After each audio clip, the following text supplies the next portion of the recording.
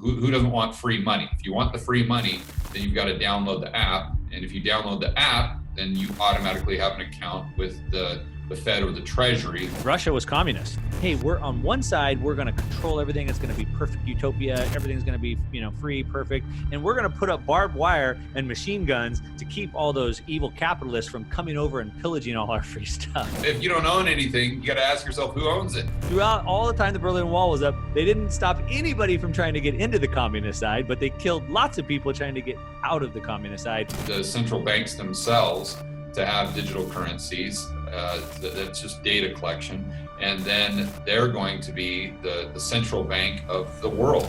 We had the IMF. The IMF was created under the Bretton Woods Agreement. And recently they came out calling for a Bretton Woods II. Seems like they want to get all the world back together in one currency. Hey everyone, welcome to another episode of the Market Disruptors Show. Today I am joined again by my good buddy George Gammon. And if you don't know George, well, I'm sure you probably do by now. He does these amazing whiteboard videos, digs super deep into the financial system, and it's always a pleasure to talk to him. So George, thanks for joining me today. Thanks for having me on, Mark. It's a pleasure to see you again. Yeah. So we've had a few conversations back and forth. I've been on your channel. You've been on my channel.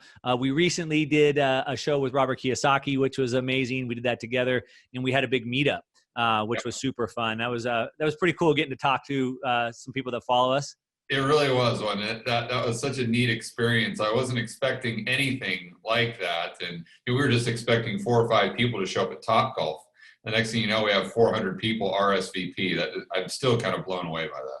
Yeah, it was amazing, the response, and it was just so fun getting to talk to everybody and kind of get those individual perspectives, right? Yeah, totally. So you've been talking quite a bit about a couple topics that I want to dig in deep on too. And so I thought you might be the perfect person to talk to about these things that I want to talk about. So I want to talk today about the Fed. We both talk about the Fed quite a bit. I want to talk about Janet Yellen and maybe this merging of the Fed and the Treasury, what that means. I want to dig into that. I want to talk about the Great Reset, debt jubilees, central bank digital currencies, kind of stuff like that. And then we'll talk about ways that maybe we can kind of navigate that long volatility. I think you like to call it. So those are kind of some of the topics that we'll dig into. And for anybody that doesn't know George, I'm sure you probably do, just go check out his YouTube channel. He's been doing a lot, but I know you've been talking quite a bit about the TGA account, right? Yeah. The Treasury account. And it looks like with this move that the Fed, or I guess I should say Biden, announced Janet Yellen kind of moving into that Treasury role. Mm-hmm. I know you have some thoughts about that. What do you see with Janet Yellen taking that position with the Treasury role? How do you think that works with the Fed, or what are they trying to angle for there? Right. So for those of the people who don't know, Janet Yellen was a former Fed chair. Right. Just right before Powell. So you're taking someone that intimately knows the balance sheet of the Fed and putting them in charge of the balance sheet of the government. Okay, so what does that mean? Well, if you look at MMT, what they tell you to do is one of their main philosophies is you've got to merge the government with the Fed or the central bank. They need to become one. So those two balance sheets need to become one balance sheet. So if you wanted to do that and execute on that MMT game plan, wouldn't you hire someone as Treasury Secretary that used to run the Fed? Yeah. Of course you would. Absolutely, yeah. Of course. So I'm not saying that that's definitely their game plan. I don't know that Biden is that smart, but I do know that we're going to have MMT at some point in time. It's not really a matter of if, it's a matter of when. And if he does have some people behind him that are a little bit smarter, that want to get the Green New Deal going, or they want to do more stimulus, or they want to execute on this MMT game plan, they've hired the right person. And so I think that's kind of the direction that you're going. So you combine that with all the talk about the Banking for All Act, which means that all of us and businesses in the real economy now have an account with the Fed, just like the primary dealer banks. So what that means is the Fed, or now maybe the government, they're creating these bank reserves and they're just depositing it directly into our accounts at the Fed. And that we spend now these, we'll call them I don't want to call them crypto dollars because that implies a decentralized dollar. Right. But we spend these digital dollars, these Fed coins, these central bank digital currencies on our phone, and the Fed just kind of tops up our account that we have at the Fed with UBI every single month. And that's how I think they're going to incentivize everyone to have these accounts is, well, who doesn't want free money? If you want the free money, then you've got to download the app. And if you download the app, then you automatically have an account with the Fed or the Treasury, whatever they want to call it, when they end up merging it in the future. Yep. So then what happens is all the transactions are going through the government. And I think that they'll start to process all of these transactions in real time. At the beginning, they'll probably argue that they're doing this to make better decisions on things like interest rates or how to further micromanage the economy through whatever crazy program they have going on at the time, whatever 4 or 5 letter acronym that you want to give it. The bottom line is they're just continuing to prop up asset bubbles. So however they're propping up asset bubbles at the time, they'll use the data collection and the crunching of that data by artificial intelligence to achieve those objectives, the stated objectives. Now, I think what will possibly happen in the future, and this is me just kind of trying to take a step back and see things through the eyes of a central planner. And you're talking about the Great Reset. So someone or a group like the World Economic Forum, if you go through their website and just read their blog posts and read what they're talking about, it becomes abundantly clear that what they want to achieve is this tops-down, centralized, planned global economy where there's no private property. Okay, well, so, okay, how do you get there? Well, let's go back to March. If in March, the government or the Fed would have done nothing, what would have happened to asset prices? I think that's obvious. You don't have to be a rocket scientist. They probably would have gone down by a lot more than they went down during the GFC, which was about 50%. The main asset prices I'm referring to are housing and the stock market. So if housing and the stock market would have gone down, let's say by 50, 60, 70%, and let's remember that consumer debt and more importantly, corporate debt was at all-time highs. So the balance sheet of those corporations were far worse in March than they were back in 2008. Right. All right. Yeah. So you'd have a lot more bankruptcies, is my point. Yeah. So you've got this situation where we all have accounts with the Fed. You have all these bankruptcies. You have asset prices, stock market plummeting by 50%, and people's purchasing power going down significantly because most people's purchasing power is in the form of either their house or their 401k or their job, right? So if all that kind of poof disappears, so does the purchasing power, then the economy is 70% consumption, right? So the economy crashes as well. And that gives us this feedback loop, which really creates more bankruptcies for these corporations. So we see what happened in March where the Fed steps in and starts buying debt of all these corporations, even junk debt. Right. And so I think they potentially do that again. Well, if they own enough debt, maybe they start buying equities. All of a sudden, all the assets, all the corporations, all the stocks, all the bonds of everything that we produce in the United States, it goes onto the balance sheet of now what is essentially the government, because we've combined them, remember, with MMT. Right. And then all the people who are upside down in their house and they can't afford their mortgage payments, they're about ready to get kicked out, on the street.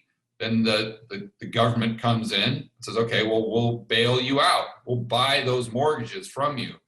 And then we'll pay you whatever the value of your property was prior to this crash. We'll give you 100 cents on the dollar, let's say.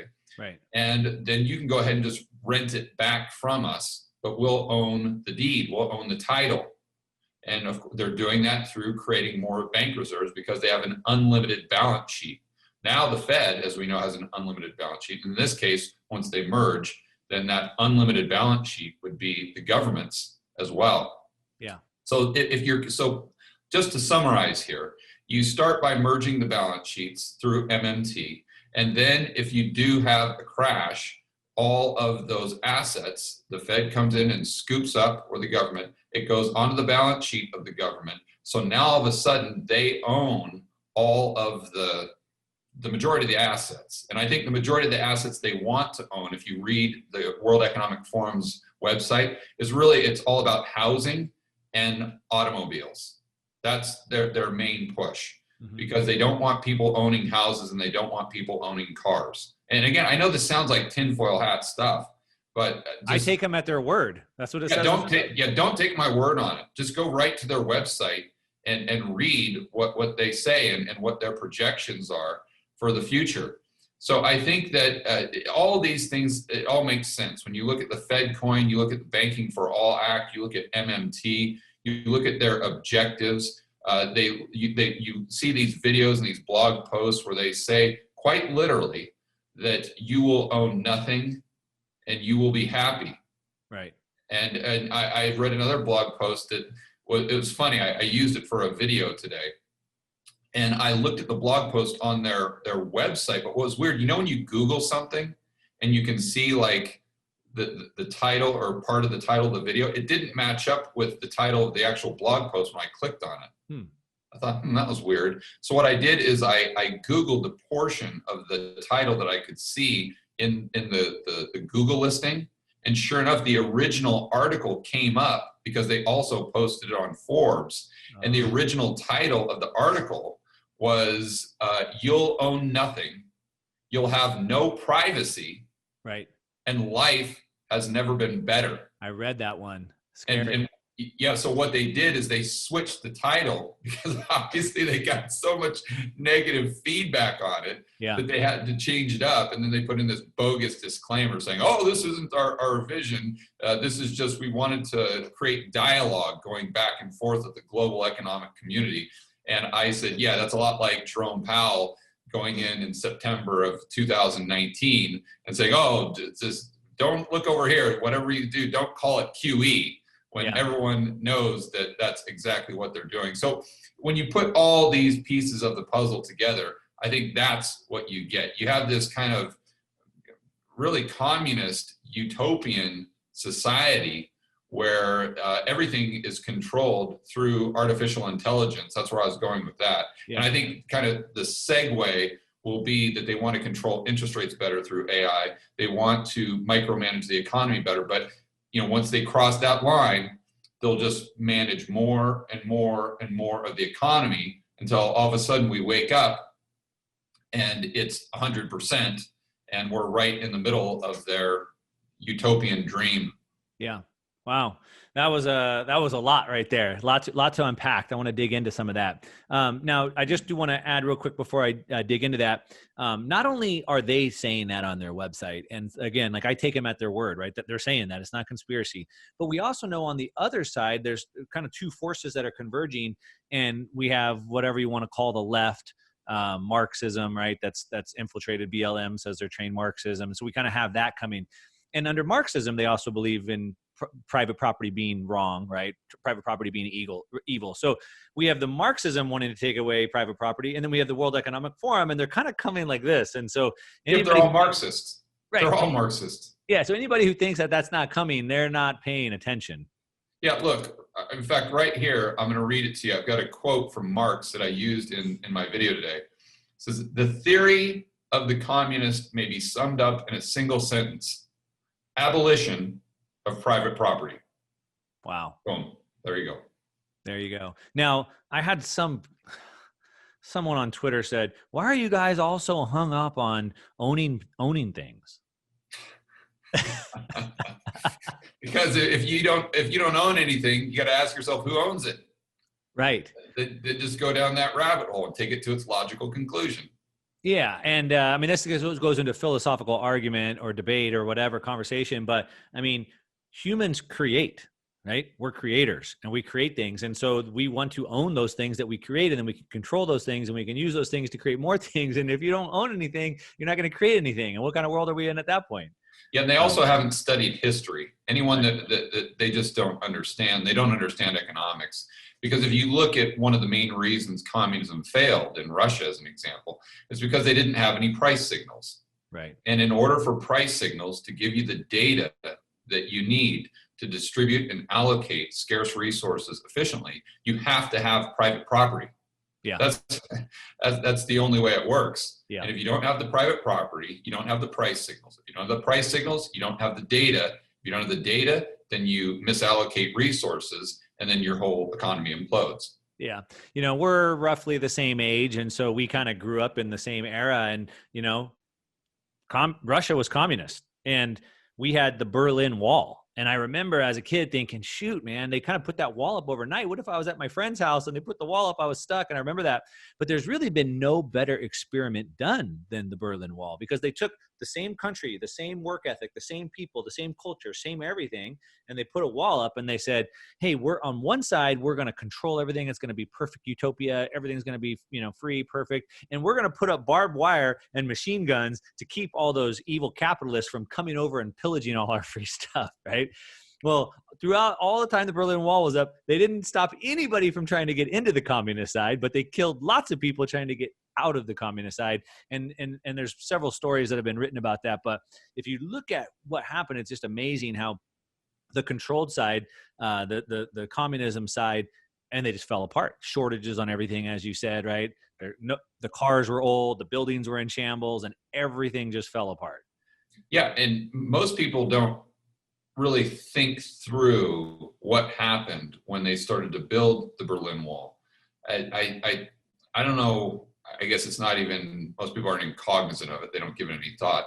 But if you try to put yourself in East Germany around that time, it's not like the politicians came and said, hey, we've got this great idea. We're going to build this wall. We're going to lock you in. We're never, ever going to let you out. And if you try to escape, we're going to shoot you with a machine gun. Right. And everyone said, oh, well, that sounds fantastic. Sign me up.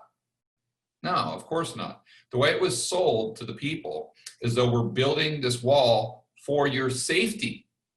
This wall is going to keep you safe. Right. And they never said anything about not being able to leave or you can come and go. Whatever.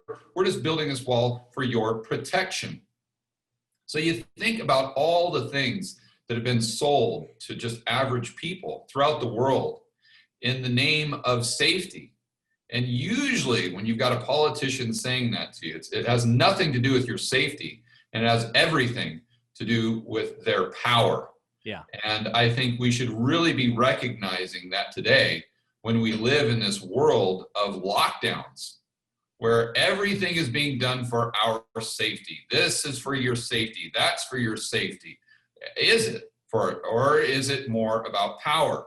I'm not saying it is or isn't, but I'm saying that this is something that people should really be thinking through and understanding that whenever you're giving the government this type of power, usually they will use it against you.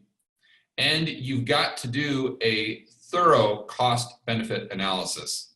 And most people, whether they're arguing for something I agree with or against it, they get hyper-focused on either the costs or the benefits, whichever fits into their narrative, right? And I think that people, especially now, really need to do a cost-benefit analysis. And like I said, they need to be very apprehensive about the amount of power they're giving the government, understanding that the government over the long run will most likely use that power to take away our personal liberties and our personal freedom. You know, one tweet that I sent out the other day that I think people should, I mean, it sounds a little funny, but I think we'd be far better off if we looked at the government the same way that they looked at Hannibal Lecter. Remember the Silence of the Lambs movies? Yeah. That they knew that using this guy had massive downside. Like you could really get in trouble trying to talk to this guy, right? Because he was bad news personified. And so you had a huge amount of downside risk. But the risk of not using him was so great that you kind of have to do that cost benefit analysis. Yeah. So, but they didn't look at Hannibal Lecter as this panacea. Like if they had a problem deciding where they should go to lunch, they wouldn't go to Hannibal Lecter and say, hey, what do you think? Right. Because the next thing you know, you're eating each other's brain for lunch. Right. So they used him sparingly only when they had to, only in a case of an absolute emergency where there were no other options. And I think if we looked at government the exact same way, our society would be far better off. Just look at those politicians as Hannibal Lecter, locked up in a straitjacket with that mask over his face, yep. right? And understand that if you decide to go to government for some sort of solution, that you've got to be extremely leery. You've got to understand that you're doing a deal with the devil. Yep. And only go and use that, we'll call it a resource, if you have no other option. Right. So if we go into a war, as an example, we get invaded. Okay, fine. We use the government. We have no other option. But you don't go to the government when you need to figure out if you want to build a home or you want to build a building right here. No. That's not where you go to government. You don't go to a government to try to figure out if you need or if you want to wear a mask. Right. That's your decision. We get the government out of it. So that's my little rant there. Yeah, for sure. So like I said, I want to kind of dig into some of that stuff. I wanted to talk more about the Fed, but I think we're going to kind of skip past that a little bit and dig in a little bit deeper, kind of what you talked about there. So I look at it on two sides. So we have this World Economic Forum and what are called NGOs, right? Non-governmental organizations. So we have the World Trade Organization, the World Health Organization, the World Economic Forum. We have the UN. World Bank, IMF. And the IMF, okay? And so they're above the government, right? So they're above the president. And, we had the IMF. So the IMF was created under the Bretton Woods Agreement. Right. And recently they came out calling for a Bretton Woods II moment, which to me sounds like Bretton Woods I got the whole world together on one currency. And then after the ties of gold were severed, everyone kind of has their own currency and they're all devaluing against each other. But Bretton Woods II seems like they want to get all the world back together in one currency, and probably a CBDC, right? Central bank digital currency. So you have not even a central bank digital currency. They want it to be the digital SDR. A digital SDR, whatever you want to call it, a digital currency SDR. But so if you have these non-governmental NGOs, the World Economic Forum and the IMF that are above governments, how does the U.S. fall into that? So, or each individual country. So it seems like the World Economic Forum, and really it's like a takeover of the bankers, where the bankers want to own everything. But doesn't that usurp the U.S.? So you talked about the U.S. Extending money out, indebting companies even more, right? They say they're giving them a lifeline, but really it's making them even deeper in debt. So the U.S. takes it over, but does that eventually get rolled up into the NGOs, or how do you see that playing out? I think that's their game plan. I think that's what they would see as ideal, because they want as much central power as possible, and that's global central power, not just individual countries. And I think if it were up to them, they would control everything, and all the countries would be basically like states. Right. So, like the United States would be Georgia, right, or Florida, something like that.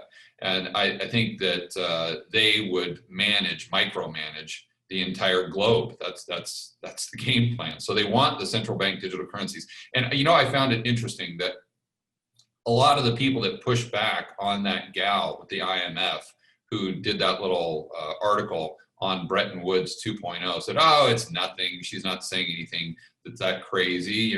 Just look at, there's nothing nefarious in there. But what they don't do is they don't take everything else the World Economic Forum has written and combine it with what she's saying. Right. And if you combine everything that they've talked about with the digital SDR and central bank digital currencies, and then look at what she's saying, you see it through a completely different lens. So, I think they want the central banks themselves to have digital currencies. That's just data collection. And then they're going to be the central bank of the world. And they're going to control everything. And all of what are now countries are just going to be really under their jurisdiction. And they, meaning the global elites, the IMF, the World Economic Forum, and these people that have this, for lack of a better term, they have a God complex. Right. And they think that, I mean, if you look at Marx and understand his views on capitalism, you understand that he understood that there was a place for capitalism. He didn't see capitalism and Marxism or communism as competing against one another. He saw it as a transition. So you started with feudalism, and even he admitted that you couldn't go from feudalism straight to communism. It wouldn't work. Right. Because you needed the entrepreneur, you needed the capitalist to come in and grow industry and create this technology that under communism they just couldn't create. And he said, once you got communism to a certain point, then you have the revolution. And so all of the Marxists now, you always use the example of China or use the example of Russia. And it bounces off them just like water off a duck's back, because they don't recognize as Russia as doing it the right way. Because if you look at the Chinese documents when Russia failed, China sent in a lot of their economists into Russia to figure out, okay, what went wrong. And the conclusion they came to wasn't that communism is a problem. The conclusion they came to is that Russia tried to institute it prior to something that they call late stage capitalism. Too soon. That's right, too soon. Yeah. So now I think these, I think they're, like I said earlier, I think they're all Marxists. And they see this as we've got to the end of capitalism. And if you look and read at the World Economic Forum, and mostly Klaus Schwab, who's kind of their head guy, he started it in 1971. And you read a lot of his blog posts or a lot of his interviews, and he'll say that we need to reimagine capitalism. Right. That's because he knows he can't come right out and say we need communism. Yeah. So he's got to have some sort of transition terminology, we'll call it. Yeah. So he says, we need to move away from neoliberalism, which sounds kind of like a bad word. Whenever you put neo in front of anything, Americans always think it's some sort of has to do with Hitler or something. But no, if you look at what neoliberalism is, you say, well, that's pretty darn good. That's exactly what I want. So he's saying we need to move away from this. We need to reimagine capitalism. Well, reimagining capitalism to him is just moving closer and closer to Marxism. Because again, I think he believes that we're at late stage capitalism where it can't continue on any further.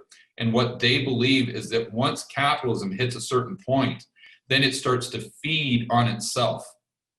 And if you don't come in with a revolution, if you don't come in with a great reset, then then capitalism is going to destroy itself and take us right back to where we started with an economy that looks a lot more like feudalism.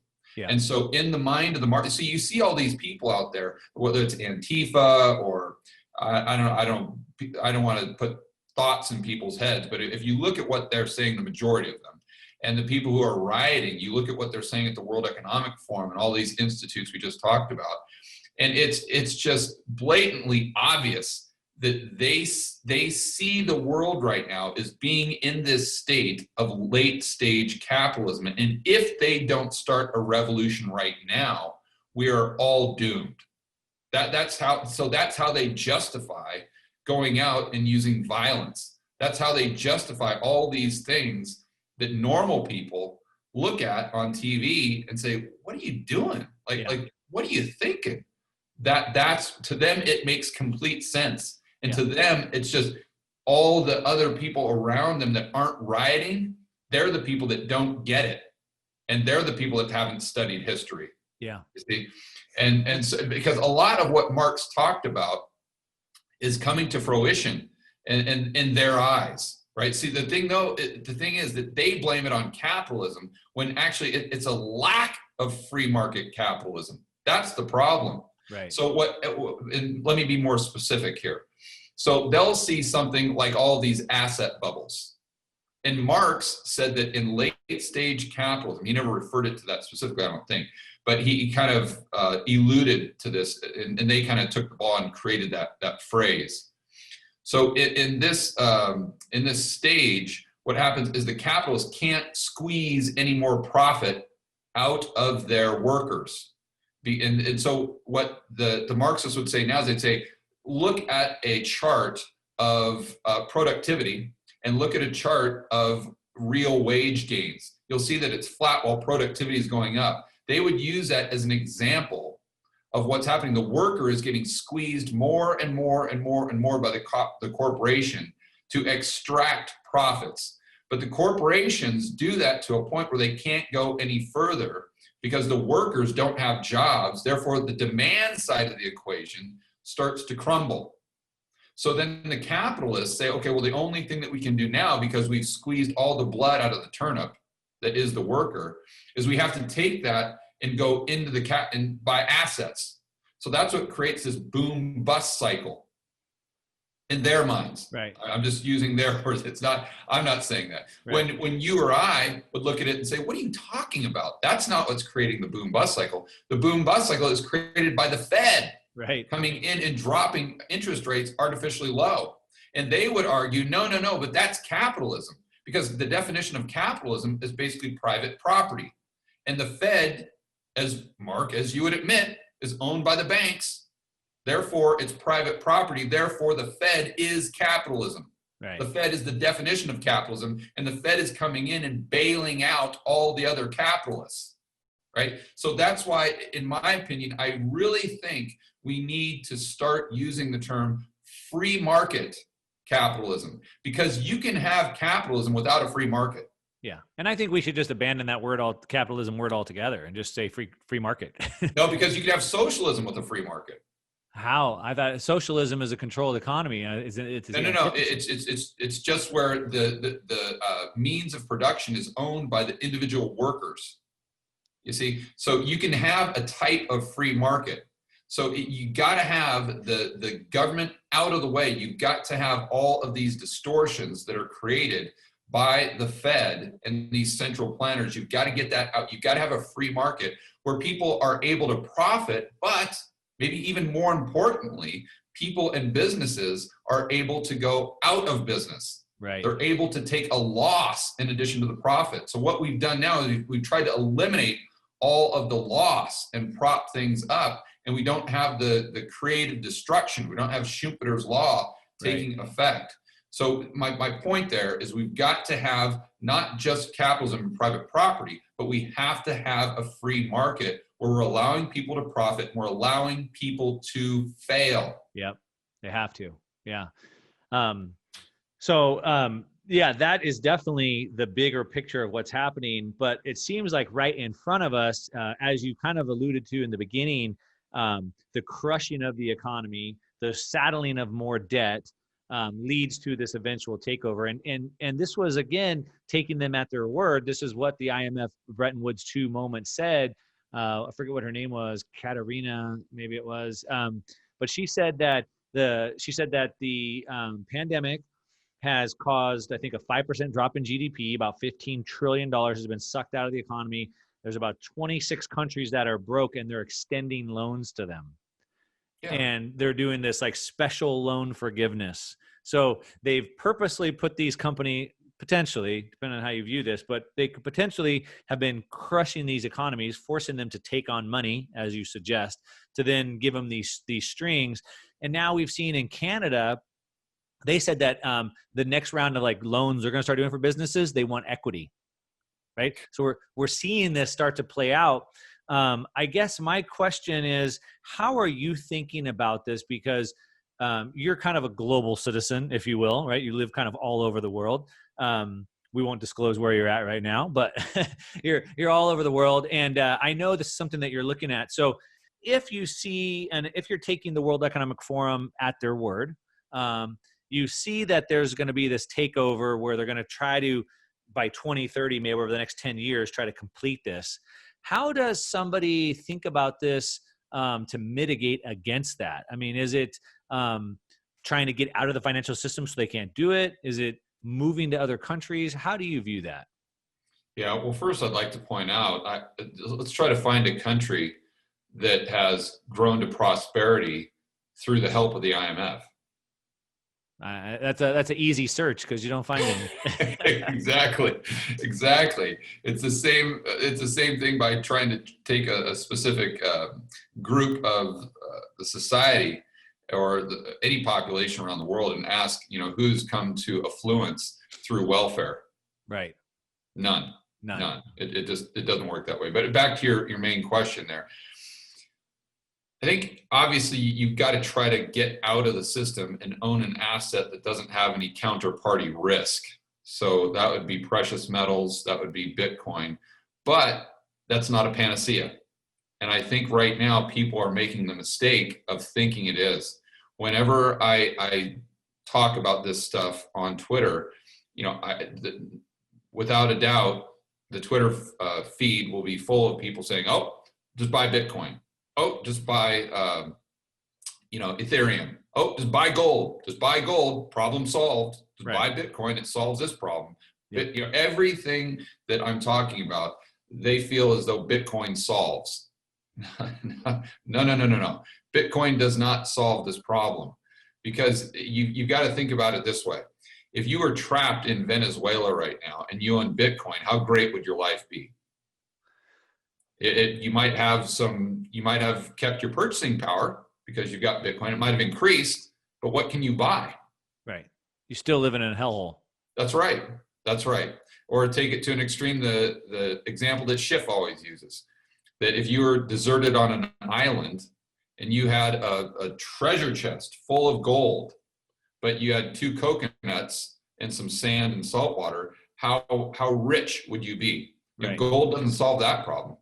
Bitcoin doesn't solve that problem. Exactly. So at the end of the day, it still revolves around goods and services. That's the wealth of the economy. Oh, the wealth of the economy is not gold. Exactly. The wealth of the economy is not a green piece of paper or even a Bitcoin. Right. The wealth of the economy is the goods and services that it can create. So my point is, it's great to have Bitcoin, great to have gold and silver, but you also have to have a passport, for heaven's sakes. Yep. And if you do have a passport, then get 2. Yep. Because we saw back in March and April that US passport didn't do you much good. And I know that for a fact because I was trying to travel around from Florida and get to the US Virgin Islands, Puerto Rico, St. Bart's, and trying to get to a place where I had more personal freedom and try to just get out of the insanity that was going on around me in the world. And there were a lot of places I could not go because they just flat out rejected a US passport. So I think first and foremost, you have to have one. And what's the stat? Like probably 20% of Americans actually have passports. So get one first and foremost. And then when you do, think about getting a second one to make sure that you've got a plan B. There's no downside to having your passport. Yeah. And I think that's something people and really... To your point, I mean, getting a passport right now in the U.S. could take 6-8 months at least. So yeah, someone was telling me about that the other day. Yeah. I can't believe that. And a lot of people say, well, I've got no problems because I live in Wyoming, or I don't worry about it. I want to be a patriot and stay here and fight. Because if this goes down with the World Economic Forum or what you're saying, Mark Moss and George Gammon, then they're going to control the entire world. So I'd rather be in South Dakota, right here with my guns and my First Amendment rights. Okay, I don't know how much of those rights you still have, but my point is, I don't think this is a global thing, and this is the good news. So everything I've been talking about is some crazy stuff, but I think I don't know if it's a silver lining is the right word, but I think the good news is there are a lot of countries in the world today where this agenda that they've outlined just would not go over. Yeah. And it's antithetical to the success of their economy. So one of their big pushes is with green energy.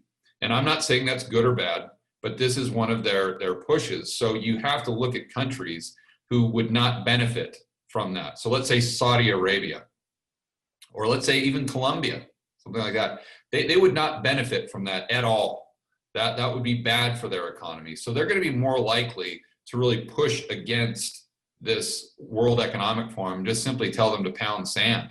Right. And, IMF, you can have whatever money you want. We're not going to play your game. Another thing too, when you look at digital currencies, it's very easy for Americans to accept that as being part of the future. It makes a lot of sense, especially in Europe or Japan or many places in Asia, because we really don't use dollar bills that often. But places like Colombia and Ecuador, 90% of the transactions are in cash. There's places that you go into the really nice areas of town where if you go in there with a credit card, no. Yeah. That's not going to fly. You got to have cash. So wherever you go, just to be safe, you always got to have cash on you. And then once you get to the outskirts of town, how many people even have a bank account? I'd say, I've been there, I've lived there, I've spent a lot of time, not only in Colombia, but over 40 countries in the world. And just right there in Medellin, once you get to the outskirts, I'll bet you 80% of those people do not have bank accounts. They do not have them. So how on earth are you going to ban cash in a place like that? How are you going to go to a central bank digital currency? In India, they just made the 500 rupee notes and 100 rupee notes just illegal. Like you have 60, 90 days to turn them in and they're illegal. So it can happen, but I do understand what you're saying. It's going to take a much longer time to go to everyone having an account with the central bank and banning cash in a place in a developed economy than it would in a more developed Western economy like the United States, Japan, Europe, something like that. So my point is you've got to look around the world and say, okay, number one, where are they going to push against this? And where is it probably not going to fly? And then what areas would it be almost impossible right now to roll out this type of plan? And maybe that's somewhere where you want to spend a little bit more time, or at least maybe those areas are places where you might want to put some of your portfolio to hedge against currency and political risk. Yeah. And then I also think about some of the Eastern European countries that are recently out of socialism and communism. 100%. They're not going to be eager to go back into it either. Yep. So then you have those kinds of countries. And then also, if you look at the World Economic Plan, they're imagining this fair distribution. And really what they want to do is knock down the big players, right? So instead of bringing everybody up, they just bring the U.S. down. So then you can understand that the U.S. is going to be adversely affected where other countries might be minimally, if not even at all, affected because of them trying to kind of redistribute. So you have that as well. So I'm definitely agreeing with you on the Plan B passport thing. As a matter of fact, I'm working on a set for my family right now that hopefully we'll have in place before the end of the year, just to have that backup. So and it's also a moving target, Mark. I think I have an easier way of getting my head around this type of lifestyle. But so many people that I talk to, I'll mention Puerto Rico, I'll mention Eastern Europe, to your point, and they'll give a laundry list as to, well, what if this happens? Well, what if this happens? What if this happens? And it's weird that for some reason, Americans especially have this thing they've been brainwashed, or they have this idea that if I go to XYZ country, I can never leave. Right. I'm there, and I'm there for the rest of my life. Just that's the decision I've made, and I'm here. Right. No. If you go somewhere and you don't like it, go somewhere else. Right. It's a moving target, for heaven's sake. Yeah. You're not a vegetable. You're not a tree. Yeah. And I don't understand. And a lot of people, and it seems kind of silly to say it, but if you go through Twitter, if you go through the comments of my YouTube videos, I'm sure you get this all the time as well. that you see people have this mindset for some reason, and it's bizarre to me. And I think they would be better off if they just kind of opened their eyes and said, well, wait a minute, if I like XYZ country right now and I go there for a year or two and they start doing stupid stuff, well, then I'll move and I'll go somewhere where I think I'm going to be treated better. Yeah, well, 2 points to that. First off, all this is hypothetical right now, right? So it is a moving target. We kind of have to wait and see, and then we need to be able to move and react. So we don't know, and it's an evolving situation. But the other thing, I've traveled a lot. You've traveled even more than me, and I think you'll probably agree that when you travel the world, it seems like everybody's traveling but Americans. Like Americans don't travel a lot. I think you just said like Americans have like 20% of Americans have passports even. So other countries, they seem to move around a lot. They kind of have that free attitude where U.S. people don't. And so there is that mind shift to kind of get over there.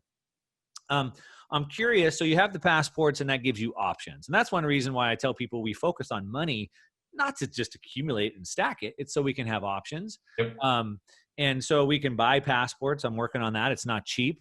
I'm like, should I buy 2 more duplexes cash or should I buy passports?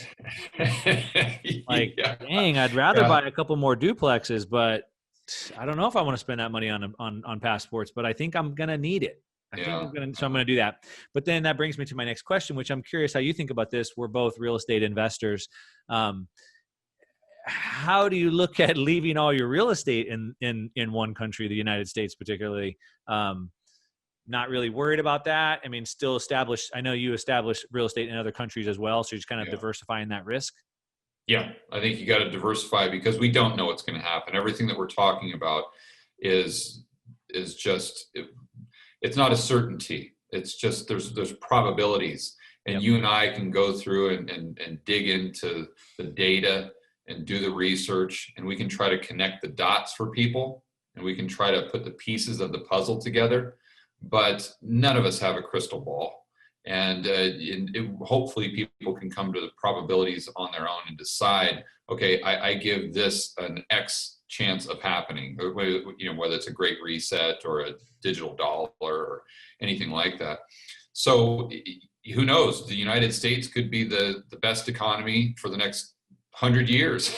But I think the probabilities are rather low, but it is a possibility for sure. It's above a 1%. So I have some dollar-denominated assets, but to be honest, I mean, I'm selling my U.S. real estate, and the reason I'm selling it isn't necessarily a political risk thing, but it's more so it's expensive, and it's my philosophy. I just try to keep it real simple. So I just buy things when they're cheap. I sell them when they're expensive. I bought the majority of my U.S. real estate in 2012 when it was very, very cheap. And since 2018, it's what I would consider expensive. So I'm just gradually selling. I've got a few properties left. And I told my property manager that when my tenants are done with their lease, we're done. We'll put them on the market, because I'm going to take that equity and move it somewhere. It could be dollar denominated, but move it somewhere where I think is cheap right now. So there's, commodities I think are cheap. There's a lot of things you can buy that pay you to own them, just like a rental property, that aren't at all-time highs and are, quite frankly, very, very low relative to other asset prices in the S&P 500. Yeah. One more topic I want to dive into, I'm the Bitcoin guy. I've been talking about Bitcoin for 5 years now. I know you weren't necessarily. I know you've definitely gotten more into it. I'm curious where you're thinking about it today in regards to this conversation that we're having, particularly, and having that plan B and being able to move around. We don't know where we're going. Maybe, as you said, we're not trees. We might be moving around several places. And it seems like there's been a massive shift in the world that just happened. And so growing up, I had friends who's moved from Iran or Afghanistan or South Africa. Some of my best friends moved from South Africa. When they came, they had to come penniless. They left an oppressive regime to move to a free area, but they couldn't take their money out of the bank. They couldn't bring their real estate. They couldn't bring their gold. They came broke. And a country can own you when they can control your money, right? But Bitcoin changes that. All of a sudden now I can leave with my wealth. And there's nothing a nation can do. And it's the only thing that allows us to do that. And I think that's going to speed up this competition between countries. And so when you talk about buying Bitcoin doesn't fix everything, well, it kind of does. It allows me to, one, have options that we never had in the history of the world. It also neuters the government by taking my money out of their system. It somewhat limits their ability to impose their will. I'm curious what your views are on Bitcoin in relation to those kind of topics right now. Well, I still think you have to be able to leave the country. Right. This assumes you can leave. And I think that's where the passport comes in that we talked about earlier. But as far as long term, I think Bitcoin is fantastic. I think it's a great speculation. I think there's tremendous asymmetry. I think that unfortunately, the better Bitcoin does, the more it's going to have a target on its back through governments. But to your point, hopefully there'll be some countries with their heads screwed on right that will see that as an opportunity to bring in investment and bring in entrepreneurs and people that actually create jobs. That's what I'm hoping. I think short term, that are super excited about it and just ranting and raving, and I get a little concerned that it may be overbought short term. Because I just, man, I mean, on Twitter right now, Sure. And in the comments, I mean, my goodness gracious, I've never seen more enthusiasm about Bitcoin and the price of Bitcoin. That said, I was just talking to Lynn Alden the other day, and she does extensive research. And she pointed out that the Google keyword search for Bitcoin, she did a comparison on the spike back in, was it 2017 or 2018 when we had that last bubble? Yep. And the Google searches were like 10 times higher back then than they are now. Yeah. So there is some data that would suggest that it's really, we're not back in 2017, 2018. It's not to say that I don't think you should buy Bitcoin or you shouldn't own it. Long term, I think it's great. And to your point, I think it solves so many problems that we have in the world today. Right. But I just think that short term, it could be, people could be a little too excited about it. I'd much rather have people not talking about it and, to where you can swoop in and buy it and then ride it on the way up. But I think it's a bit like gold too, in the sense that I don't really worry about the price of gold. I just buy 10% of it. And I wouldn't allocate that much of my portfolio to Bitcoin, but whatever percentage of your portfolio you allocate, I don't know that I would be really worried about the price. I'd probably maybe like kind of dollar cost average, but if the price did get low and everyone started to hate it for whatever reason, then I would be a more aggressive buyer. I think that's probably the best way to say it. A couple of things I would add to that. One, you're not a short-term guy. Neither am I. Yeah, exactly. To even talk about the price on a short-term basis, people ask me, where do you think the price of Bitcoin will be in a month or two? I'm like, I don't know. I don't care. Like, I don't even, I don't bother to interpret that. I like to look at kind of like you just said, I bought real estate when it's cheap. It's expensive. I'm going to sell it. And so those are like decade moves, right? And a lot of big investors kind of look at like decade-long moves. And so this decade is going towards hard real assets, commodities, as you said, gold, and I think Bitcoin. So it's not about a short-term move. It's about a long-term move.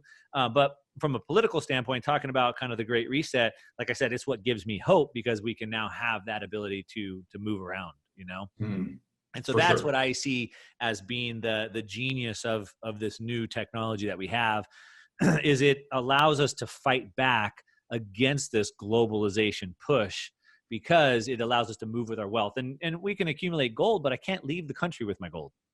Yeah, I think that you've got to separate the technology with the price. And sometimes those are two completely different things, as far as the technology and the philosophy.